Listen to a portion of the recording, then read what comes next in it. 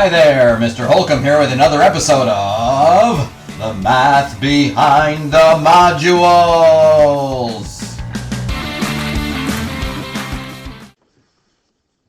Okay, Jamil, I'm going to do all three of these questions in this one video. An automobile wheel has a diameter of 24 inches. So I drew a wheel here, diameter 24 inches. How many revolutions will it make in covering 1 mile? Okay. How many revolutions?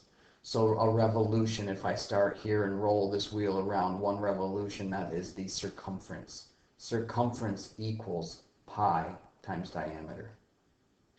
They told us to use pi's approximation of 22/7. So C equals, replace pi with 22/7 times the diameter, which is 24 inches. Let's convert that to feet. 24 inches equals 2 feet. Okay, so I'm going to multiply that by 2 feet. So the circumference equals, and I'm going to take 22 divided by 7 times 2. And that's going to give me this number here, 6.28, or approximately 6.289 feet. And when you do an approximation, it's a squiggly equal sign. But we're going to get to that in a moment. Okay, 1 mile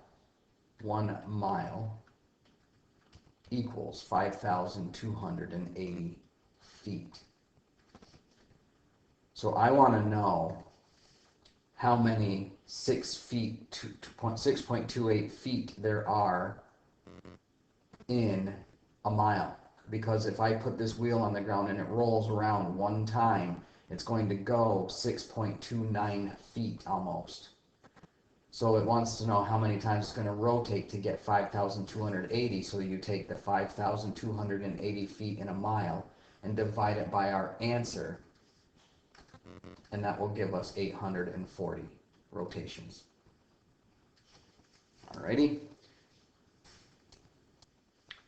Okay, on this one, if 140 feet of fencing is needed to enclose a rectangular field, that's perimeter. So I know the perimeter equals 140. And the ratio of the length to the width in the field is 4:3. So this is 4:3. So here's my rectangle with a ratio of 4:3, and they want to find the diagonal length of the field. Okay, so we need to use the perimeter and this ratio here. So if the perimeter is 140, that means from here over to here, up, back, and down to our beginning is 140 feet. So if I cut this in half and I ignore these two pieces, I have a right triangle, and these two sides would equal 70, half of that 140. Okay, so these two sides add up to 70. Okay, so this is a ratio problem, so here is our key right here. This side is 4:3. So if I say that this is 4x plus 3x, that isn't a 4:3, but if I put it into a ratio like this, 4:3, and I put a 4 under each one, that is 1:3. So I now have my scale factor from 1 down to 3/4, if you will. So I'm going to use that. Okay, so 4:3 is the same as 1:3. I just reduced it down. So if I say that that is 1x plus 3/4 x, this side plus this side equals half of that 140, 70, and I add these, well, think of this as 4/4, right? 4/4 is 1, so I'm just using this ratio here. 4/4x plus 3/4x equals 70. Adding those, we get 7/4x equals 70. And in order to get rid of that fraction, I multiply by its reciprocal. And what you do to one side, you have to do to the other. Multiplication property of equality. The 4's cancel, the 7's cancel, I'm left with 1x. 7 will make 70, 10. 10 times 4 is 40. So that means this is 40, and this is 30. 40 plus 30 is 70. So this would be 40, and this would be 30.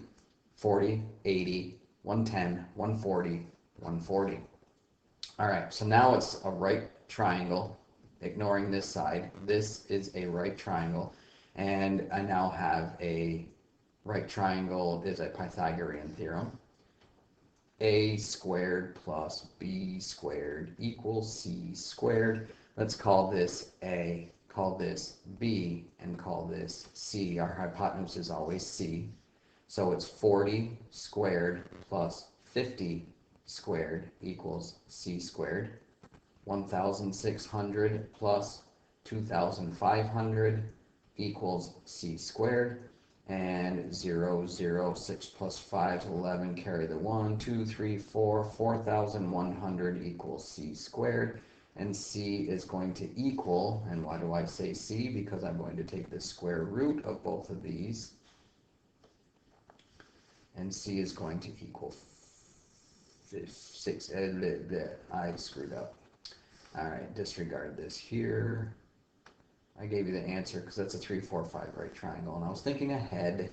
40 squared plus 30 squared, my fault, which is 900, and that will give me not 4,100 on this side, but 2,500.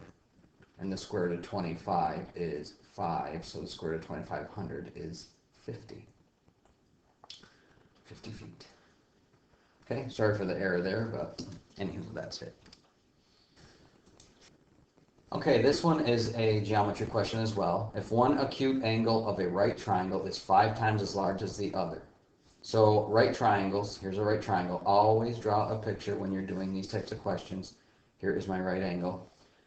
One acute angle of a right triangle. So here's an acute angle, and the other one is over here. Okay, one is 5 times as large as the other. This is not drawn to scale, obviously. So this one is 5 times as big as this. So this is 5x, and that is x.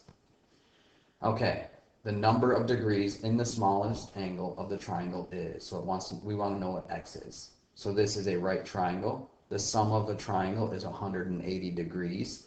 And this is 90, so 180 minus 90 is 90. So in a right triangle, the two acute angles always add up to 90 degrees. So I would say 5x plus x equals 90 degrees. Combine like terms, 6x equals 90 degrees. Divide both sides by 6. These cancel. X equals 6 goes into 9 once with a remainder of 3. 6 goes into 35 times. And that is our smallest angle. Booyah!